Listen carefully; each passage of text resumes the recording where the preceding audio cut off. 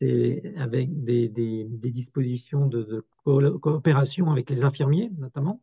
Il y a pas mal d'expérimentations. D'ailleurs, vous pourrez peut-être en témoigner dans les services où chacun essaie de trouver la meilleure organisation au sein d'une équipe santé-travail qui permet au médecin aussi d'utiliser son temps au mieux pour rendre le service au mieux.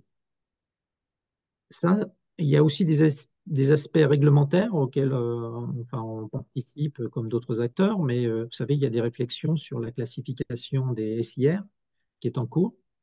Je crois qu'il est assez unanime aujourd'hui que le suivi en surveillance individuelle renforcée pour les habilitations électriques n'est peut-être pas la chose la plus pertinente et consomme peut-être un temps médical précieux.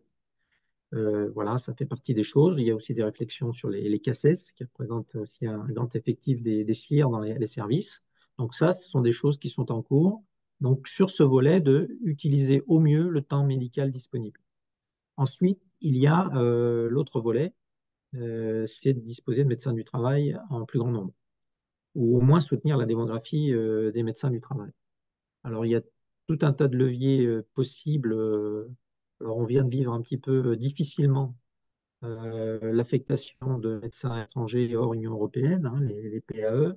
Certains de vos services ont eu maille à partir, on va dire, avec ces affectations. La procédure a été pour le moins chaotique.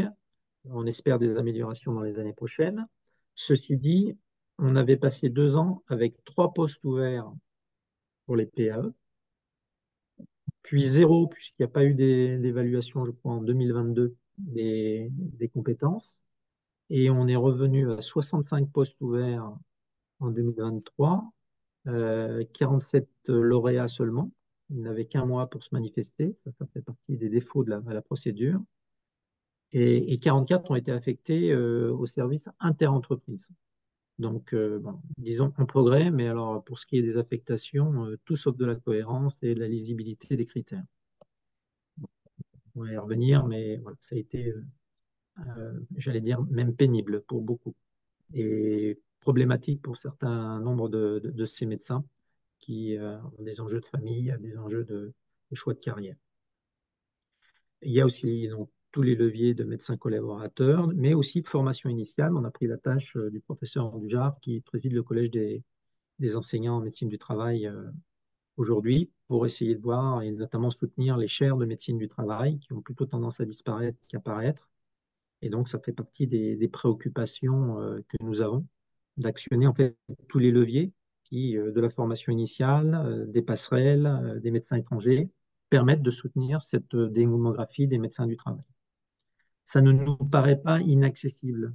On était hier avec le président de présence au cabinet de la ministre, de la double ministre, encore pour quelques jours de la santé et du travail, pour dire à quel point nous n'avions pas les mêmes besoins que la médecine générale, qui se compte en milliers et milliers de besoins.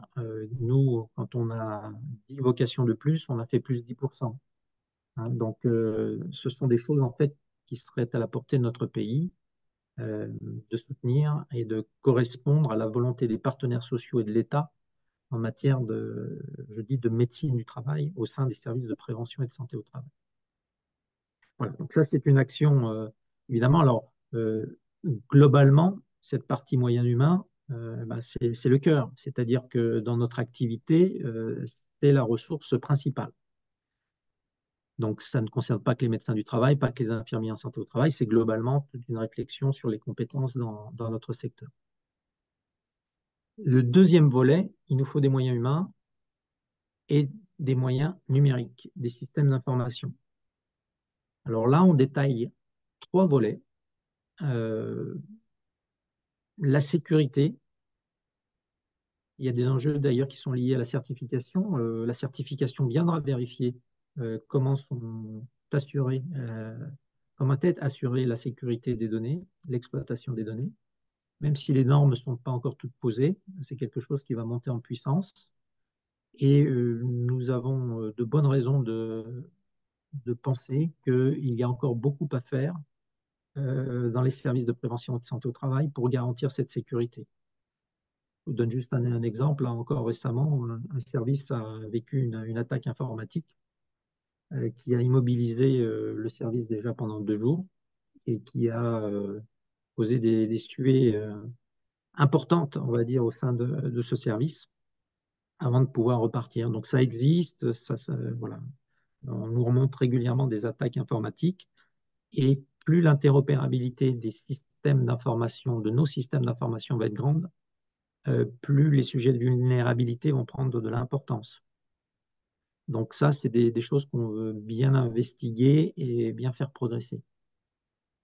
Sécurité, interopérabilité, c'est un des grands sujets.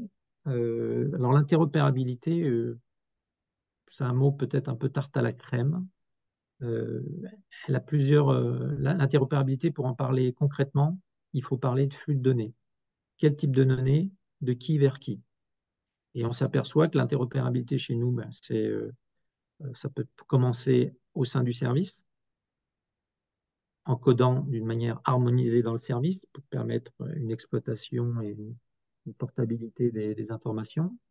C'est interservice et de plus en plus, ne serait-ce que de savoir où est le dossier médical du salarié qu'on reçoit, d'être en capacité de transmettre des informations sans tout ressaisir. Donc ça, ce sont d'autres sujets d'interopérabilité.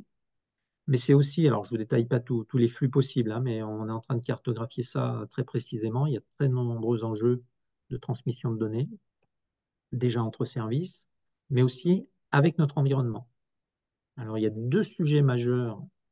On reviendra hein, sur les systèmes d'information avec Corinne plus tard dans la journée, mais il y a 2 sujets majeurs. C'est que la loi a prévu un échange de données avec l'assurance maladie.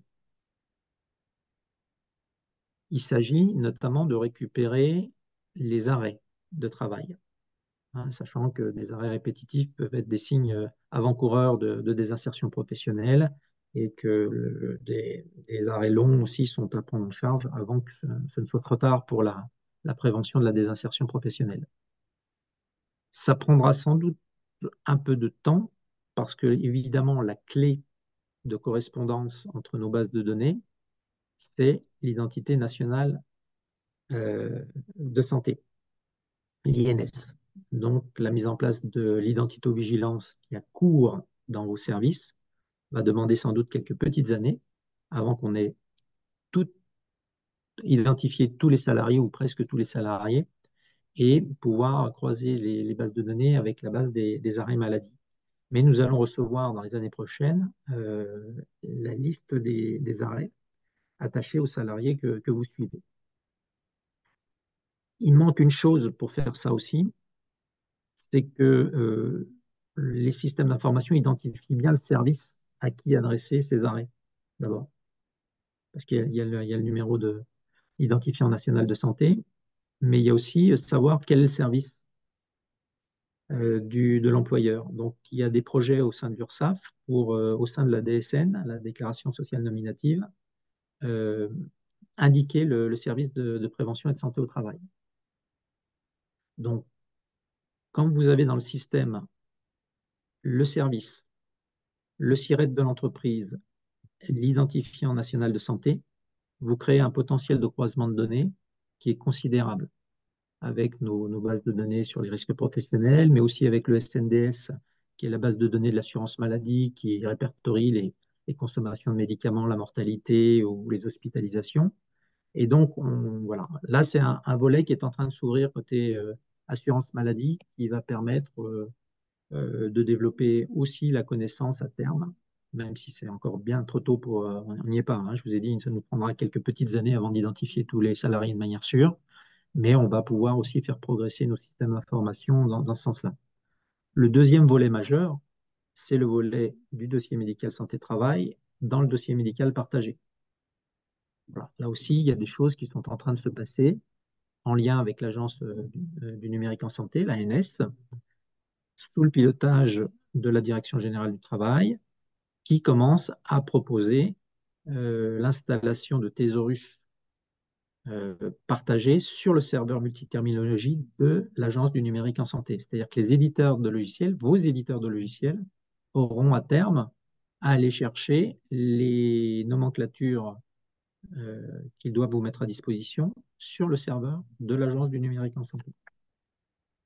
Donc, vous voyez que enfin, là, les mouvements ont commencé, ça va être long, mais les bases sont, alors les bases légales sont posées, les bases réglementaires sont posées et l'opérationnel est enclenché.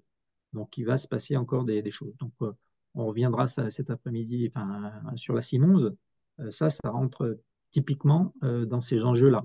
La CIM11 va être nécessaire à ce mouvement-là. Le dernier sujet sur les systèmes d'information, c'est toutes les fonctionnalités. Alors, présence à collectivement élaborer un cahier des charges des fonctionnalités, qu'est-ce qu'on peut attendre de son système d'information, et à éditer un cahier des recettes qui permet de vérifier, de checker si son logiciel ou la version de son logiciel permet de répondre à toute la mission et aux indicateurs de la certification. Donc ça fait partie des choses importantes. Donc, fonctionnalité, sécurité, interopérabilité. Là, il y a vraiment des enjeux, j'allais dire, de traçabilité, d'efficience de notre activité, de sécurité de ce qu'on fait, voilà, qui sont partis et vous allez être impliqué forcément sur le terrain. Et un des grands enjeux, on le sait, c'est, vous savez, comme en informatique, souvent, l'enjeu, il est entre le siège et l'écran, c'est-à-dire ce sont les individus qui renseignent les systèmes d'information. Donc, formation, compréhension du sens, tout ça doit aussi accompagner cette évolution de l'utilisation des moyens numériques, y compris dans l'exploitation. Et puis, je crois, Corinne, peut-être plus tard dans la journée, on parlera de l'IRDP, Oui, exactement.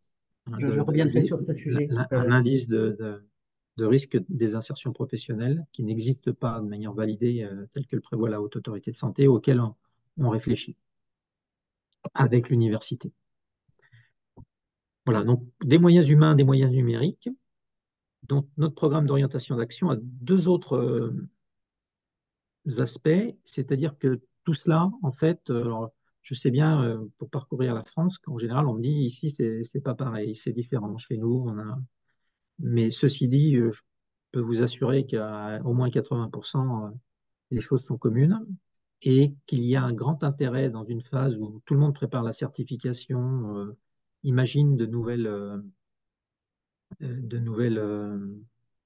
dispositions pour s'organiser. Euh, il est important de partager les pratiques, de les mutualiser. Là aussi, aujourd'hui pourrait être une étape, mais tout moyen. Alors, nous avons mis en place une plateforme documentaire qui permet de partager des documents sur des solutions d'activité, mais aussi pour la préparation de la certification, pour éviter que tout le monde, j'allais dire, réinvente les mêmes documents. Alors, il ne s'agit pas de faire du copier-coller, mais c'est quand même plus facile de partir sur un travail élaboré par un autre service et puis de l'amender que de partir d'une feuille blanche. Donc, on essaie d'activer sur tous les aspects de l'activité un partage de pratiques. Ça se passera sous forme d'ateliers, de formation, de cette plateforme documentaire.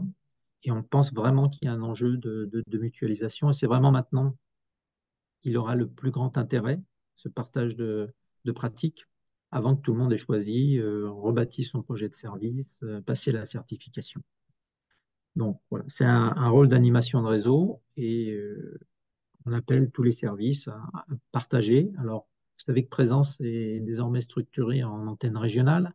Il y a des présences régionaux dans presque toutes les régions, à l'exception du Grand Est. À l'exception du Grand Est. Donc, ben, le canal de l'association régionale nous permet de remonter des pratiques qui seraient d'intérêt général et les mettre à disposition. Donc, cette coopération, c'est le deuxième volet de soutien de toute cette activité. L'aspect régional est très important dans notre stratégie, c'est-à-dire que ça nous permet quand même de bien nous ancrer sur les réalités de terrain, les problématiques spécifiques quand même de certaines régions, la dynamique des partenaires locaux. Et voilà, avec un principe de subsidiarité. Alors on le rappelle, hein, tout ce que je ne peux pas faire au niveau local, peut-être que la mutualisation le permet au niveau régional, et quand ce n'est pas possible au niveau régional, peut-être que le national peut apporter des solutions et de la cohérence. Parce que derrière tout ça, il y a aussi une recherche de cohérence. Vous savez qu'une des principales critiques a été, dans les remises en cause, rapport de Coq et suite, le manque de cohérence dans l'activité des services de prévention et de santé au travail. Et donc, c'est un enjeu à la fois d'équité vis-à-vis des salariés que vous suivez, équité de traitement, égalité des chances, mais aussi de cohérence du réseau, faire système pour donner du crédit à notre spécificité service de prévention et de santé au travail interentreprise. Une fois qu'on a tout ça, on a l'appui du réseau. Les deux dernières parties sont de l'ordre de l'évaluation. Bien sûr, avec l'aide à la préparation de la certification, qui mobilise quand même beaucoup les services. Alors, vous nous direz peut-être un petit peu à quel niveau vous êtes impliqué ou vous vous sentez impliqué dans cette préparation-là. Ceci dit, il y a beaucoup de leviers dans la certification pour faire progresser aussi la prévention. Le danger, c'est de devenir trop mécanique sur cette préparation-là, hein, trop administrative. Hein. Il ne s'agit pas de cocher des cases, mais vraiment de mettre en place les mesures d'amélioration continue et les capacités de rendre compte de l'activité. C'est un autre volet qu'on a identifié, c'est de disposer d'indicateurs partagés. Alors, la certification ou l'enquête de la Direction générale du travail demande plus de 115 données chiffrées. C'est trop pour piloter. Donc, on a essayé de resserrer un petit peu un tableau de bord pour dire quels sont la dizaine, la vingtaine d'indicateurs qui permettraient de rendre compte. C'est très chiffré, c'est pas encore très qualitatif, mais au moins ça permet d'éclairer la numérisation des services, l'effectivité du service rendu, euh, l'appréciation des employeurs et des salariés sur ce que l'on fait. Voilà, on a essayé d'identifier ce qui pourrait, dans l'environnement, euh, permettre de mieux comprendre quelle est la contribution des services de prévention et de santé au travail et leur activité dans les trois pans de leur activité: prévention des risques professionnels, suivi individuel et PDP. Et puis tout ça est baigné de communication, parce que sans communication, c'est difficile d'apporter de la cohérence et de la visibilité à votre activité. Et donc, c'est un des derniers pans de ce que nous avons travaillé. Voilà ce que je pouvais poser en préalable. Alors, je ne sais pas si c'est une question, réaction, mais ça vous donne un petit peu les axes de travail qui sont les nôtres aujourd'hui pour soutenir. Je rappelle, Présence, il a un objet social unique, c'est de faciliter la réalisation de la mission des services de prévention et de santé au travail. Avec ça, on ne peut pas faire plus large, mais c'est quand même le sens de ce que nous essayons de mettre en œuvre. Et dans le cadre du partage de pratiques, on espère que cette journée profitera et contribuera. Merci beaucoup, Martial. Je veux bien que tu me recèdes le partage. Euh, dans- voilà. Voilà, normalement c'est fait. C'est fait, d'accord, très bien. Ça marche, très bien. Merci beaucoup. Vous avez posé seulement une question. Monsieur Delostal demande que Présence intervienne en région, dans sa région. Ça, on verra ça en dehors de la réunion, mais bien sûr, on fera en sorte d'y donner suite. Madame Laurence Collignon, vous avez posé, enfin fait une affirmation, mais en fait, je ne sais pas comment y répondre. Est-ce que vous pouvez préciser? On va aussi avoir les entreprises qui ne s'affilient pas à un service de santé au travail, mais en fait, je ne comprends pas bien la question. Si vous voulez la préciser, nous n'avons pas d'autres questions, donc je vais continuer et je vais passer aux travaux du pôle médico-technique. Vous savez, vous êtes des relais d'information. Il y a plusieurs types de relais d'information à présence. Le réseau des médecins relais qui reçoit des informations à caractère médico-technique et qui bénéficie de l'organisation d'une mutualisation en une journée comme aujourd'hui. Il y a un turnover non négligeable chez les médecins relais, euh, par le biais certainement des mises en retraite, des départs en retraite. Donc, pour vous dire ce qu'on envisageait dans votre rôle, c'était que le médecin relais d'un service est un médecin du travail qui a un rôle de correspondant du service avec présence et du coup est le destinataire privilégié des informations en santé au travail diffusées par présence et par son pôle médico-technique. On a amélioré ce flux, on a mis en évidence qu'il y avait un dysfonctionnement et que vous ne receviez pas les lettres, les newsletters et les lettres tous les mois. Depuis un mois, c'est corrigé. Nous vous présentons nos excuses et donc vous devez recevoir au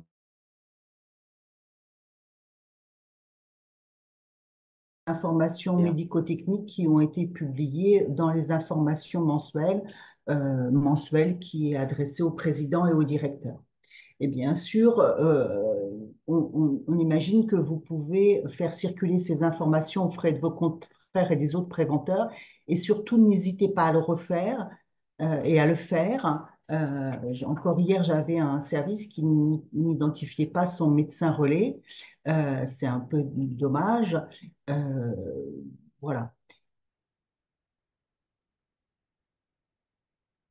Un autre moment d'information dans l'année important sont les journées santé-travail. Vous savez, ce petit congrès sur 2 jours qui se tient dans Paris, organisé par présence à partir de vos communications, vos suggestions de communication et de conférences invitées avec la participation de nos partenaires, les agences d'État et nos tutelles. Le prochain, en 2024, euh, va avoir lieu le 15 et le 16 octobre. Je vous invite à bloquer cette date, sachant que nous allons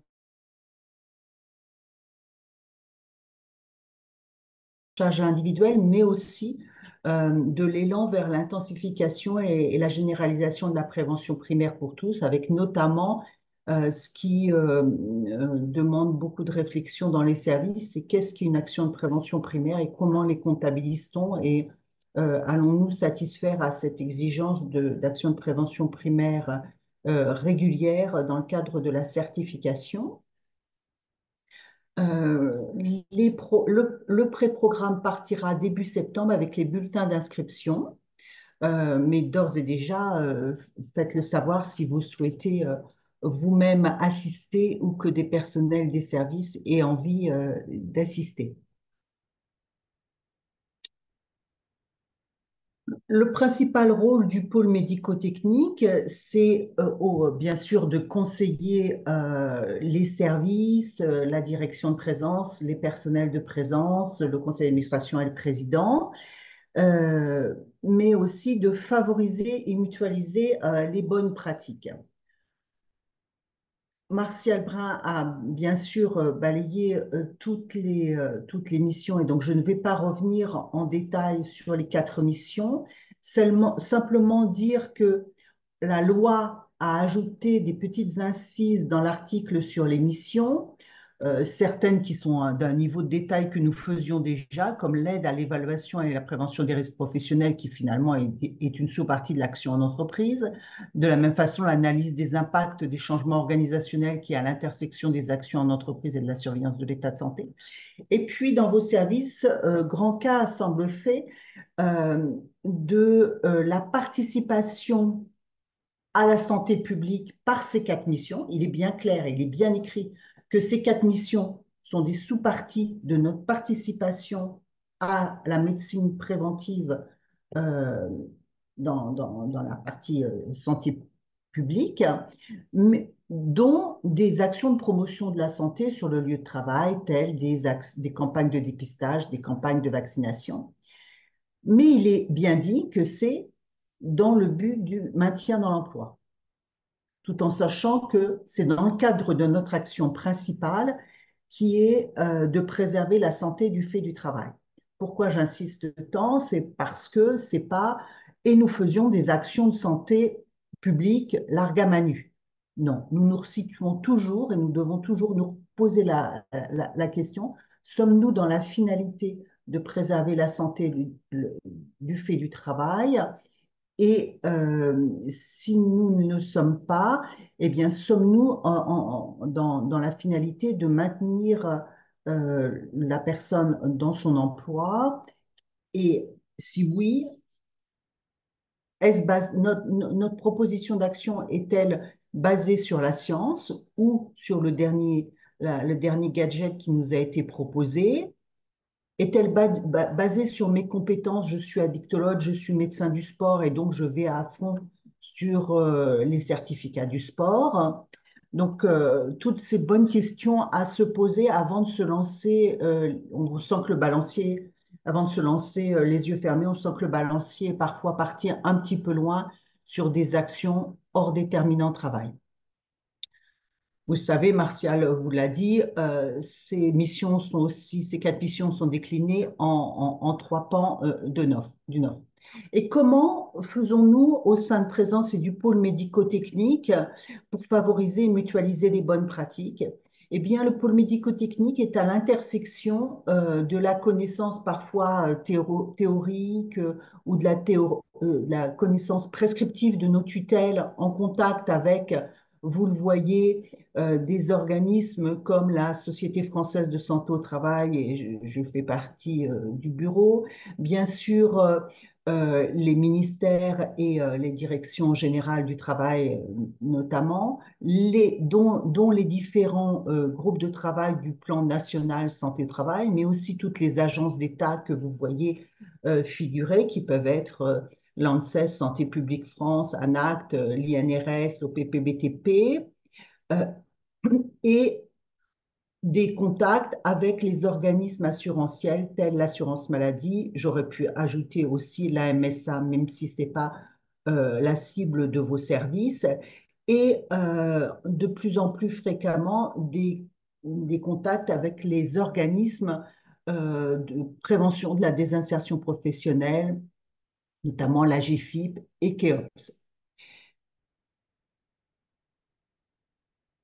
Et aussi, pour bien tenir compte et bien diffuser l'information, le pôle médico-technique et moi-même animons différents groupes de travail qui vivent à l'année.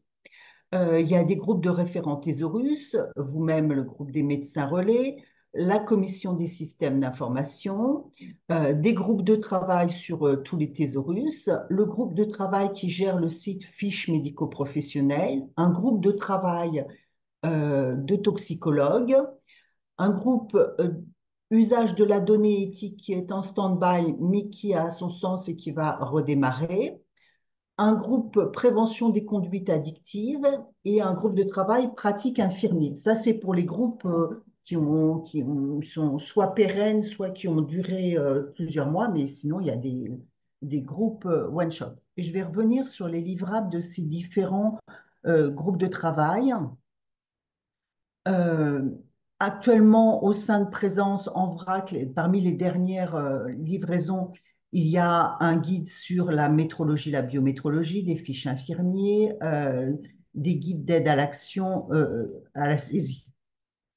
Le groupe fiches médico-professionnelles, vous le voyez, est constitué de personnes qui ne viennent pas de toute la France et c'est le groupe le plus ancien, le groupe qui a produit le plus et a le plus produit. Et pour autant, je fais un appel à candidature. Nous avons besoin de personnes qui veulent bien partager leur savoir sur un métier ou plusieurs métiers. Et nous allons évoluer vers des réunions que nous allons tenir en distanciel pour pas que le déplacement soit un frein à votre envie très forte de participer, de mieux faire connaître toutes les compétences que vous avez acquises sur le terrain et que vous souhaitez faire connaître et faire savoir. Ce site des fiches médico-professionnelles, bien sûr, est un site gratuit. Il a été entièrement refait. Il a pour objectif de décrire des métiers, mais aussi dans leur sous-partie, toutes les situations de travail, toutes les nuisances et les préventions. Et il fonctionne en langage thésaurus, ce qui fait qu'il participe à l'élaboration et à l'actualisation des thésaurus qui sont mis à disposition dans votre service. Nous avons fait il y a quelque temps un webinaire de présentation du nouveau site qui est à disposition sur le site de Présence. Euh, il faut aller en général dans Présence, ressources, médico-techniques, et là vous avez les documents qui ont été produits euh, sur ces thématiques. Vous voyez différentes fiches qui vont de la fiche détaillée jusqu'à l'ordonnance de prévention qui non seulement sont disponibles, mais ont été remises aux éditeurs de logiciels pour qu'ils les incorporent dans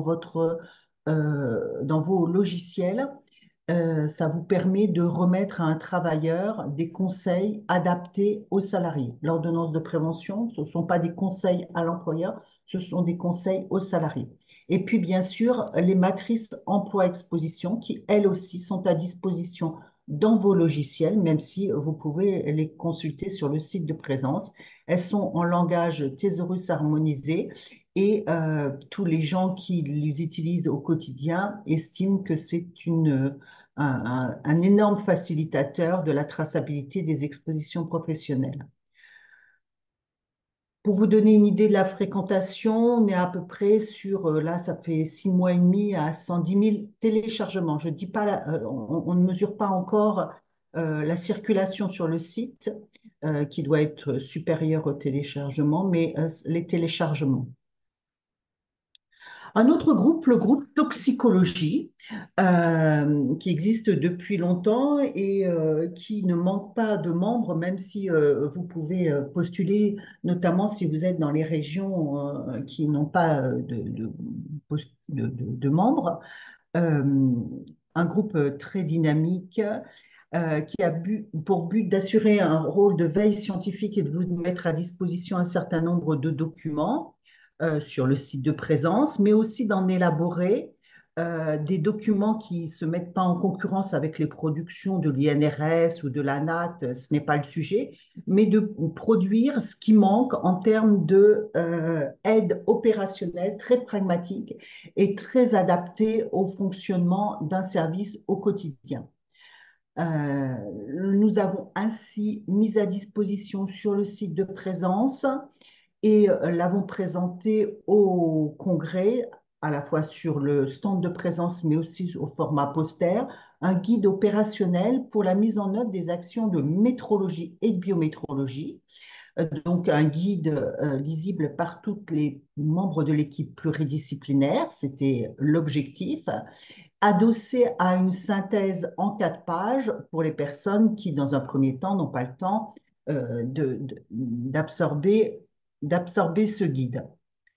Nous allons faire un webinaire de présentation le 14 novembre de ce guide à plusieurs voix avec les différents membres du groupe Toxicologie, mais d'ores et déjà, vous pouvez le télécharger autant que vous le souhaitez sur le site. Un autre groupe plus récent, c'est le groupe Prévention des conduites addictives. Vous voyez, avec des personnes de nombreuses régions très investies, le besoin s'était fait ressentir de mutualiser le savoir et les outils créés par les services parce que certains étaient extrêmement dépourvus et extrêmement isolés sur cette thématique. Cela a abouti à, donc le groupe est créé en 2020, c'était encore en période Covid, donc ça a été un peu compliqué. Mais maintenant, vous disposez de plusieurs livrables sur le site de Présence. Nous les avons, vous les avons présentés la première fois en webinaire de mémoire, c'était le 27 mai, me souffle-t-on, le 27 mai. Donc, ce webinaire est à disposition en replay sur le site de Présence. Il vous propose 217 ressources, mais pas en vrac. Elles sont à la fois sur un des documents à la queue leu, mais surtout, elles sont regroupées. Nous avons analysé tous les documents que nous avons reçus. Nous avons reçu 250, gardé 217 parce qu'il y avait du doublon. Et nous les avons restitués après des analyses très fines de leur contenu en méthode Delphi. avec des kits qui permettent de savoir quels sont les documents, méthodes, outils utiles avant de se lancer dans l'équipe pluridisciplinaire sur cette thématique, comment on se forme, on s'informe, on se sensibilise. Après, quels sont les outils dont on dispose pour agir en entreprise ou agir en consultation. Et puis, deux autres parties, qu'est-ce que je peux transférer à l'employeur pour qu'il prenne la main, comme par exemple l'aide au règlement intérieur, comme par exemple un modèle de fiche pour demander une visite lorsqu'il y a un trouble du comportement ou un état présumé d'ébriété, et puis d'autres documents à destination des travailleurs. Vous avez deux formats. Nous en avons sélectionné à titre d'exemple deux par sujet. Et puis, sur un autre document, vous avez pour un sujet, par exemple l'aide au règlement intérieur, tous les documents mis à disposition par des services. Et puis, pour ceux qui sont déjà aguerris, mais qui veulent un petit peu de détails, vous avez des modes d'entrée. Je souhaiterais connaître tout ce que vous avez sur l'addiction au jeu ou tout ce que vous avez sur le conseil aux salariés qui a une conduite addictive à un médicament, par exemple. Donc, voilà à quoi c'est la mutualisation, le travail en commun avec des services, avec une coordination, une méthodologie appliquée ici à présent, ce qui aboutit à ce que vous disposiez de quelque chose qui est utile au quotidien. Et pour l'instant, les retours que nous avons sont fort positifs. Un autre groupe qui, sur le même principe, trouvait que, enfin, des gens, des personnes sur le terrain qui trouvaient qu'elles travaillaient sur le même sujet mais de façon isolée, qui ressentait le besoin de mutualiser avec un groupe extrêmement fourni. Vous voyez que les gens avaient énormément envie de participer. Et nous avons mis à disposition des fiches. Euh, c'est des référentiels partagés de bonnes pratiques qui permettent non pas de se substituer à un protocole qui est un acte médical rédigé par le médecin en direction, par exemple, d'une infirmière, mais dès lors qu'un acte est confié à une infirmière, comme par exemple une visite intermédiaire des personnes exposées à des agents biologiques, bien, comment je fais, quelles questions je me pose, sur quoi je fais le focus dans mon interrogatoire et quelles peuvent être les bonnes questions à me poser pour éventuellement euh, être attentif et orienté. Donc, elles ont toutes le même plan, commençant toutes par un même schéma qui dit quel est le diagnostic des expositions professionnelles, le diagnostic de santé, et quelles sont les orientations et les décisions que je prends. Un autre groupe est en stand-by, c'est le groupe usage de la donnée et éthique, mais nous allons bientôt le faire redémarrer. Et puis, nous avons d'autres productions qui parfois sont faites en intra de présence. Vous savez, par exemple, à gauche, les petits trous, c'est le fonctionnement, enfin, le prescrit du fonctionnement d'une cellule pluridisciplinaire selon les différents textes. Là, le suivi de l'état de santé, le tableau de la périodicité que nous avions mis à disposition il y a plusieurs années, que nous avons réactualisé après la loi de 2021. Et puis, d'autres sujets comme l'organisation des visites post-professionnelles. Tout ça est à disposition en accès libre pour vous, bien sûr. Alors, voilà, peut-être qu'à ce moment-là, il y a des questions avant que je repropose à Martial Brun de nous prendre la- Alors, Madame Collignon, dans l'interaction entre trois services, non, trois systèmes d'information, CEPAM, SPST, déclaration employeur, pour que nous soyons SPSTI. Non. A priori, nous faisons en sorte, mais c'est en discussion, hein, rien n'est stabilisé, mais que l'assurance maladie ait connaissance du service euh, auprès duquel l'entreprise employeur adhère Et ainsi, sauf à dire que l'entreprise ne vous déclare que la moitié de ses travailleurs, mais dans ce cas-là, elle sera embêtée, enfin, elle sera embêtée, on lui signalera, mais sinon, non, on ne va pas apparaître des salariés non déclarés au SPSTI qui n'auraient pas euh, parce que l'employeur n'aurait pas déclaré. Après, si l'employeur ne déclare que la moitié de son effectif, oui, on pourra se retrouver face à cette situation. Enfin, s'il n'y a que ça à gérer, ce sera déjà bien si on a fait tout le reste, me semble-t-il. Est-ce qu'il y a d'autres questions? Pouvez-vous donner des exemples d'actions de santé publique hors cadre selon vous? Alors, puis-je donner des actions de santé publique hors cadre selon moi? Euh, Par exemple, euh, faire, comme il m'a été proposé, des actions de sensibilisation à la pédocriminalité, au prétexte que ça va devenir un sujet santé publique, stratégie nationale de santé. Ma réponse a été aux personnes qui m'ont interpellée au niveau national sur ce sujet en disant, mais on a un sujet qui va partir, il faudrait que tu joues ton rôle, que tu fasses en sorte que, il y ait beaucoup d'actions de promotion de la santé et de sensibilisation sur la pédophilie, la pédocriminalité. Je dis, bah, écoutez, peut-être que dans un premier temps, les services de santé au travail peuvent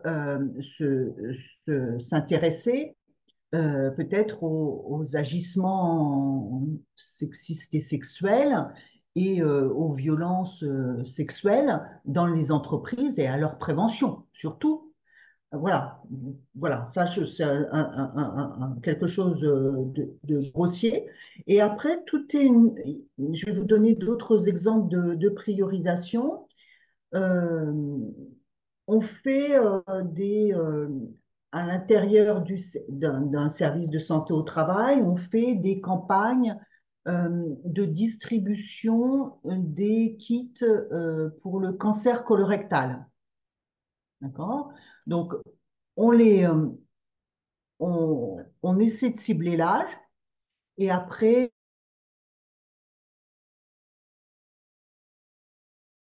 on récupère les matières et pour l'adresser au bon labo. Ça, j'ai vu ça. Je pense que c'est un peu peut-être exagéré parce que le cancer colorectal, certes, par exemple en Île-de-France, la participation au dépistage n'est pas au top, mais il y a énormément d'acteurs sur le sujet et que tout le temps utilisé pour ça n'est du temps qui n'est pas utilisé à faire disparaître le bidon de benzène ou le dysfonctionnement organisationnel ou rechercher un trouble musculo-squelettique voilà, ou une pathologie cardiovasculaire en relation avec le travail. Voilà, des types d'exemples comme ça.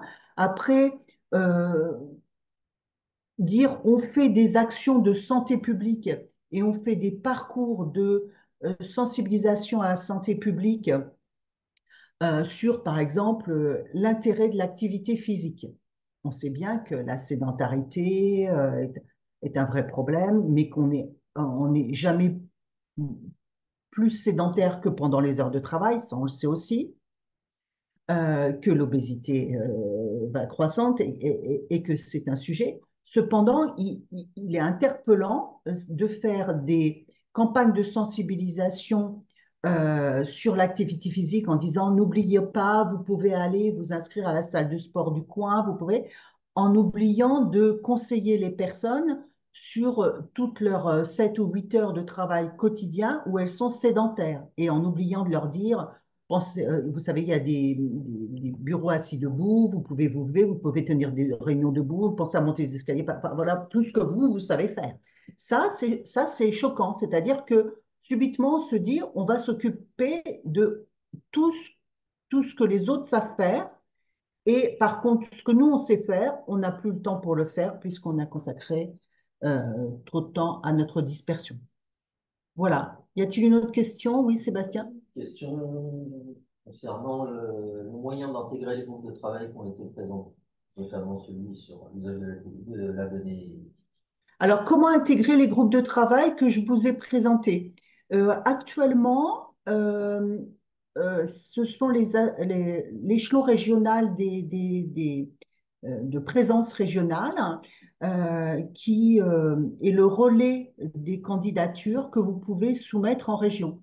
Si vous avez envie, madame ou monsieur qui a posé cette question, d'intégrer le groupe usage de la donnée et éthique, ben, vous en parlez avec votre direction et qui vous portez votre candidature via l'association régionale. Pourquoi via l'association régionale?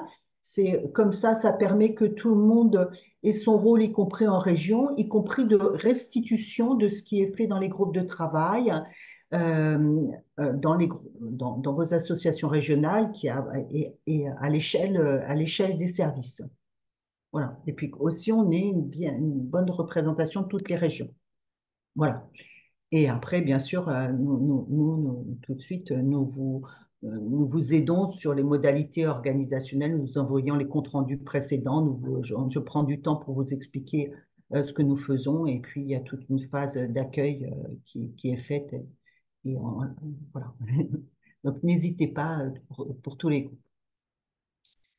S'il n'y a pas d'autres questions, je vais repasser. Alors, je vais monter mon son déjà parce qu'en fait, quand je te passe la parole, demande le contrôle à distance. Oui, d'accord.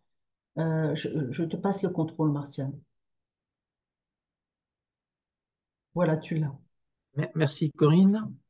Oui, on revenir un instant sur la certification qui occupe quand même beaucoup les services et a raison, puisqu'il y a des grands enjeux derrière l'obtention de cette certification. Alors, je vais vous rappeler, mais c'est pour y apporter quelques commentaires, des choses que vous savez sans doute, mais ça permettra de développer.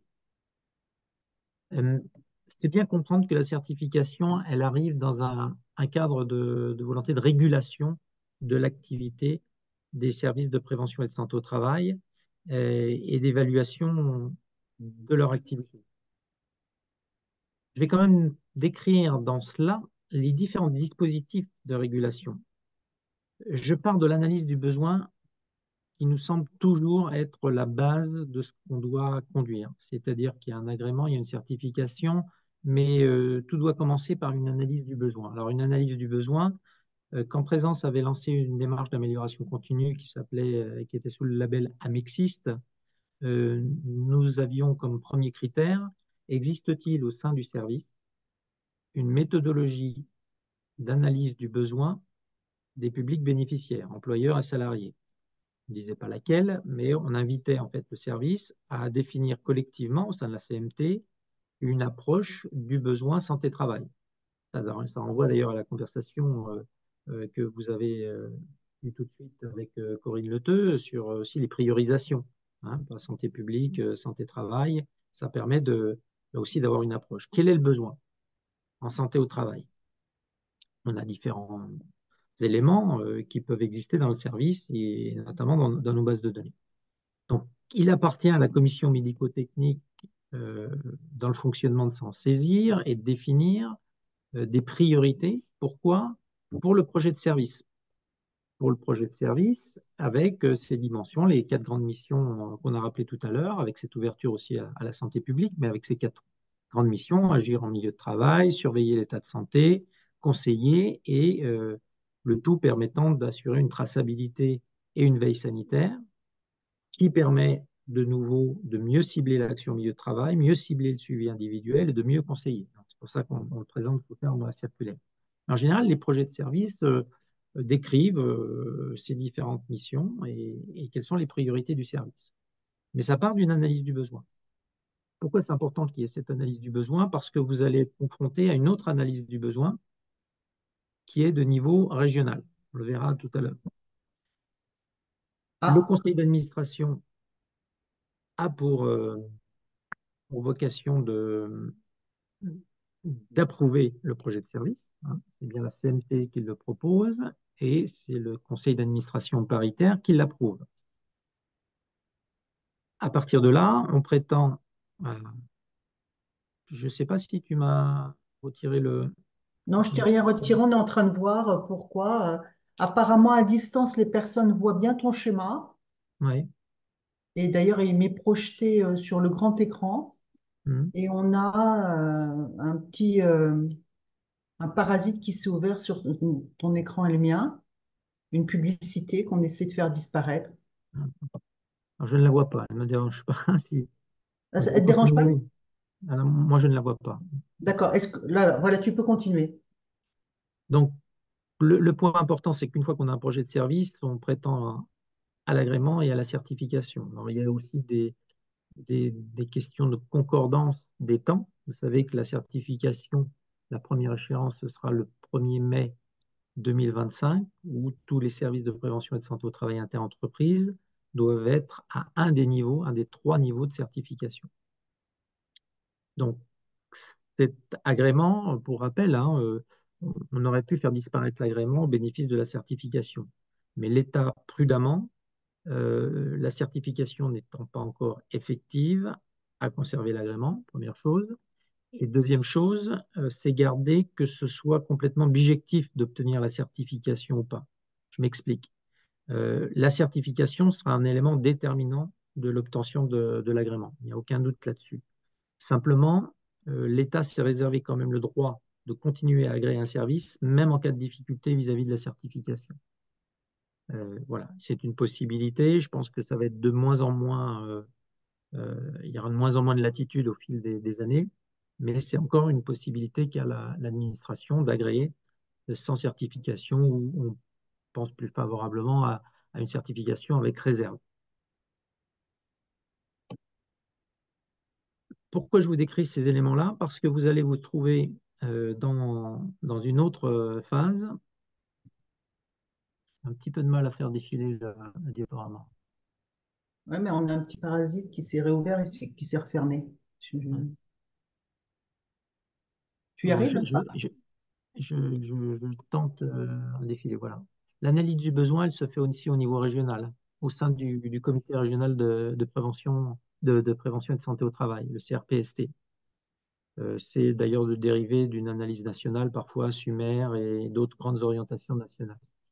Vous avez donc là la dynamique de l'État au sens large, ou des pouvoirs publics, qui va bâtir un plan régional santé-travail et qui va amener les services à contractualiser, les CPOM.